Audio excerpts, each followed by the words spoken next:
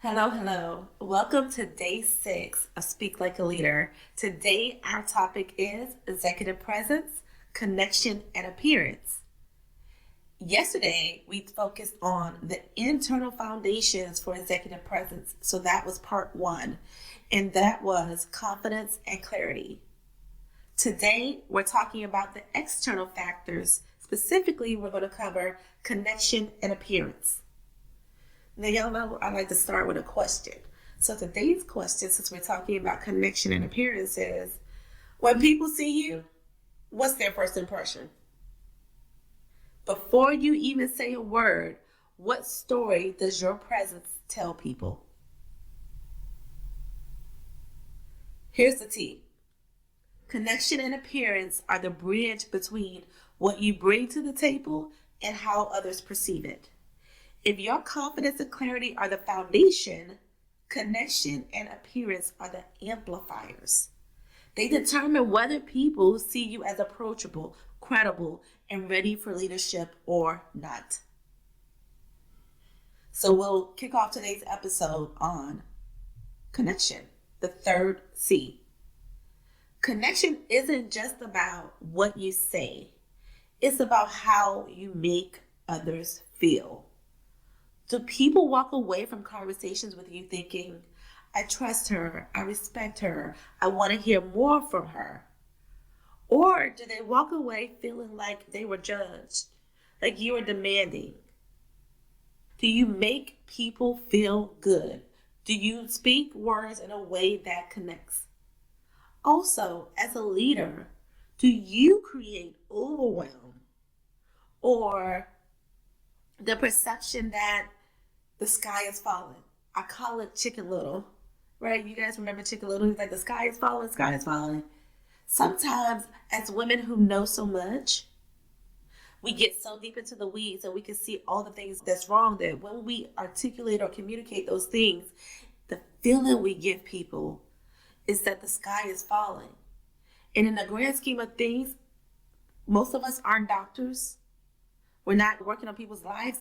So therefore, the sky can't possibly be fallen, and now your credibility is taking a hit because I don't believe you when you say something, even if the next time the sky really is falling, because you've already made me feel once, twice, or what have you, like the sky was falling and I knew for certain that it wasn't.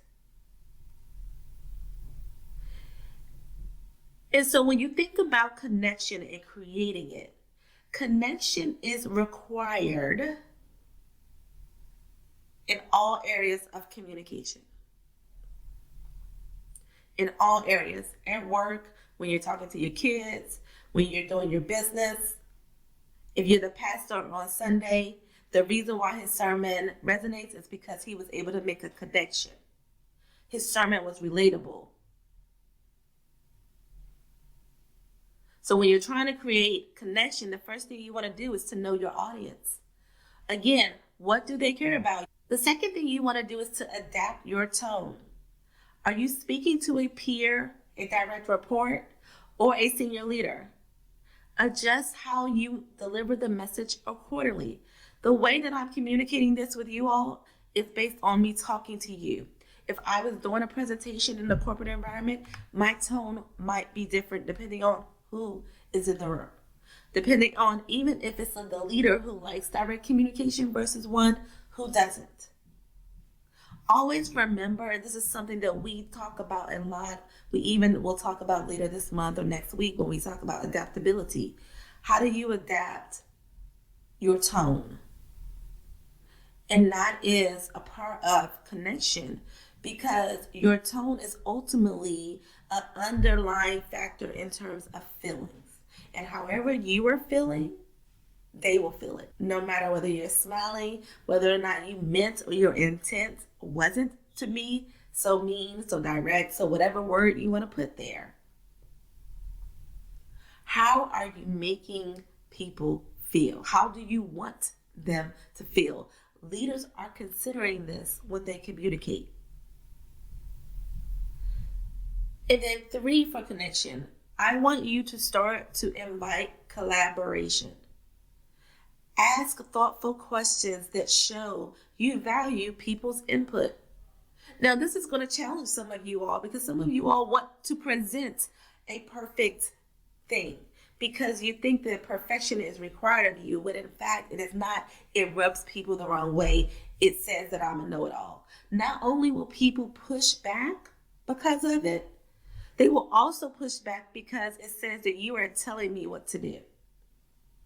And people, just people in general, from your kids to the people we work with, they don't like to be told what to do.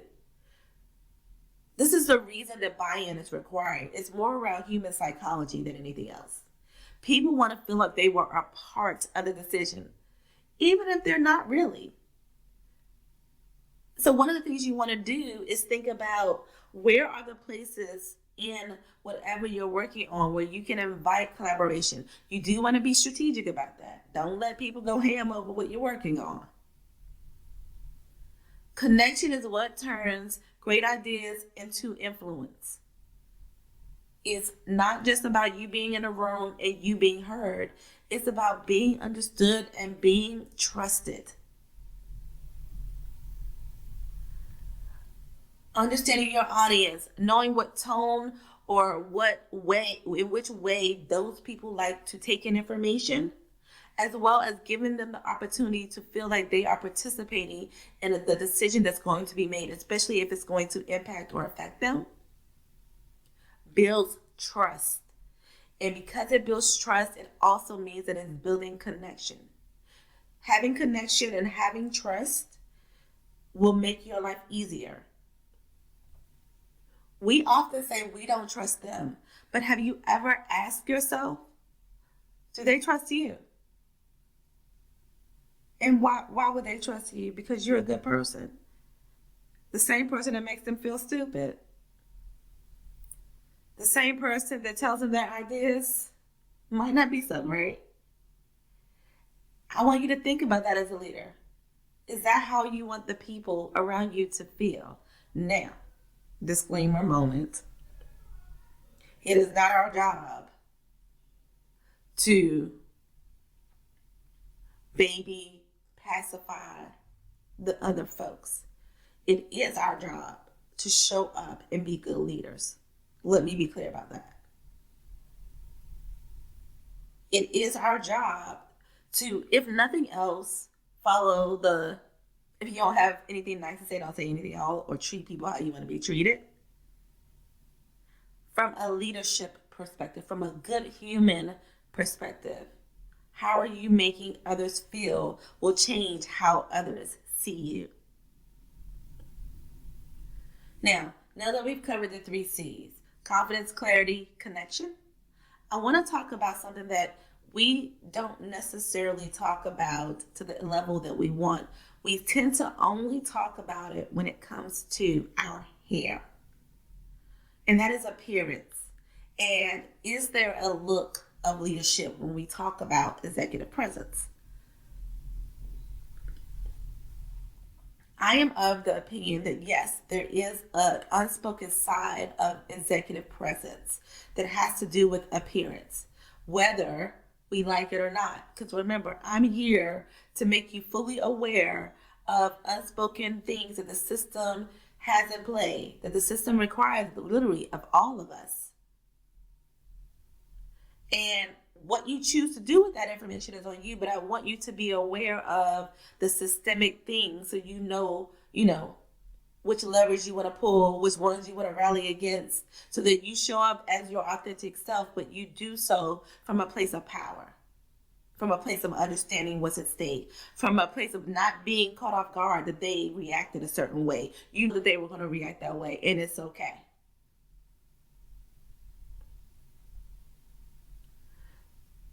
Whether we like it or not, how you show up visually matters. For Black and brown women, appearance isn't just about looking polished. It's about navigating heightened scrutiny. And let's be honest, we've gotten this heightened scrutiny throughout our lifetime. We got into high school between what kind of shorts they could wear versus what type of shorts we could wear. So the fact that it's showing up at work should not be a surprise to us. Whether it's our hairstyles, the colors that we wear, what our nails look like, everything we do is typically under a microscope. And it's not fair. But it is a part of the reality that we live in. Here's what I want you to understand and how I want you to think about it. I want you to think about appearance as a tool, not a limitation. It's not about erasing yourself to fit into the mold, the look of professionalism. It is about showing up with intention and making your presence amplify and not detract from your message. Let me give you an example of how appearance can impact perception no matter how confident or clear your message is. Y'all ready for this ODB goodie? Y'all remember when Obama wore that tan suit? Ooh, he was sharp, clean, and culturally he was on point. It was summertime. It was given. Now the reaction from his culture, from his community was good. But the reaction from the powers that be, the structure, right? The people lost their minds. Instead of being able to focus on what he said, even us, the world zeroed in on that suit. And it overshadowed everything else. Even as the most powerful man in the world, President Obama had to navigate the unspoken rules about what leadership should look like in his environment. And though he carried himself with confidence, and one of the things people like is that he's very articulate, the backlash taught a lesson. And he adjusted, right? Because he didn't step out of black or black and navy again. But I want you to ask yourself something. What was he supposed to talk about that day? Do you remember? Because I don't. But we remember the tan suit, don't we? Is that what he wanted us to remember that day? I expect it's not. This raises an important question for all of us. Does your appearance add to or detract from your executive presence? Again, given that for Black and brown women, the scrutiny we're going to get is amplified, or there's going to be microaggressions around it, whether people realize it or not. This is why you want to use appearance as a tool and be intentional in how you use the tool. You don't have to or want to erase yourself, because then you won't be able to show up with confidence. But you do need to align how you show up visually with the leadership you're stepping into. How do you use appearance as a strategic tool? Polish the details. Make sure everything about your look feels intentional. You remember how your mama used to, on Saturday or Sunday, iron your clothes for the week, lay them out? If you need to do that for work, do that. Be intentional. Don't wake up, roll out of bed, decide what you're going to wear, and throw something on and throw something together. First of all, you won't feel good. You won't even feel good about it, so therefore you can't show up with confidence, and it's affecting your executive presence. And so that includes your hair, nails, shoes, and accessories. How are you aligning with the environment? Pay attention to the norms in your industry, in your work culture. For example, if everyone in leadership wears suits, think about how you can reflect that while staying authentic to yourself. I like to wear a couple of things. I'm going to have on a key pair of heels. I go so far as to not buy heels in my city just so I can have on heels that they don't have. Call it petty, call it what you want. But it's a staple piece for me. I tend to like a dress because I don't have a lot of time. And a sheath dress because I'm short and curvy looks good on me. And I can pair it with a blazer, or I could pair it with a sweater. My heels, my purse. My hair was either wrapped or rolled the night before. I'm also going to wear colors. Yes, I'm going to wear colors. Now, I'm not going to wear the Good Sis Tabitha Brown colors. Those colors, not mine. They don't look good on me. Like, one, my complexion don't fit with her colors. Now, I have her cooking stuff, and they look good in my kitchen, but not on me. But instead of wearing black and white to work, I might wear black and gold. Right? I might wear a gold shirt because gold looks good on my chocolate skin. with some gold hoops of the appropriate size. And some heels, they won't be gold heels because that's probably doing too much for the people. But I believe in coordination, so they're going to coordinate, right? So I'm going to have on a black suit. I'm going to keep it, professional. But my gold shirt, y'all, I'm going to stand out. And I'm going to stand out so much more. And for me, it's going to create better executive presence because me with black and white on, it's just kind of blah. It's just kind of boring. And while that might be what some of the folks is doing, I'm not looking to look boring or feel boring or be boring. I'm not. So maybe it's a gold shirt. Maybe it's a royal purple. Occasionally, I might go with a dark red because, again, on my chocolate skin, these colors pop against my skin. I'm never going to wear bright yellow because, again, and with black, I'm not trying to look like a bumblebee. I'm just saying, right? And I'm saying all this to give you ideas of, have you really thought about what looks good on you? What makes your life easy? How you want to show up for work? Or do you just have some stuff in your closet and you're going to put something on? Do you have, in terms of tools, a signature element that brings a personal touch that makes you feel like you? Again, for me, that is a pair of heels and some hoops. If you watch my videos, 9 times out of 10, I got on a pair of hoops. They're going to range in size depending on how I feel that day because I'm in my own business now. But even in corporate, it might be a smaller pair of hoops, but it's going to be a pair of hoops. What is that for you? How do you use all of our magic with clothing and accessories to still show up in the guardrails, in the spirit of what's deemed professional and the look that we're supposed to be after, and yet make it your own? Okay, now I said all that. Here is a tough love moment. Some of y'all, maybe you, maybe not you. So if it don't apply, let it fly. But I'm going to make a call out because it needs to be said because I want you to succeed. Some of you all are putting more effort into getting ready for brunch on Saturday than you do for the job that pays your bills. Let's be real. It is not because you don't care. You do. You might be disappointed, but you do want that promotion. You do want the money. You do want people to see you. So I need you to start showing up like you want to be seen. And if you want the money, the promotion, and the respect, you need to show up like you're already ready for the next level and that you believe it. Like you believe it. No one else will believe it if you don't believe it. Now, if you need help believing it, get inside of CWL when I open the doors. We have monthly confidence and mindset coaching. This is one of the calls that we have so that we can work on your belief of self, so we can work on your confidence, so we can even work on your image if you need help with styling what looks good on you. And let me be crystal clear. When I'm talking about what you're wearing and making an effort, that effort is not for them. It is for you. When you look good, you feel good, you're going to go do good, you're going to carry yourself well.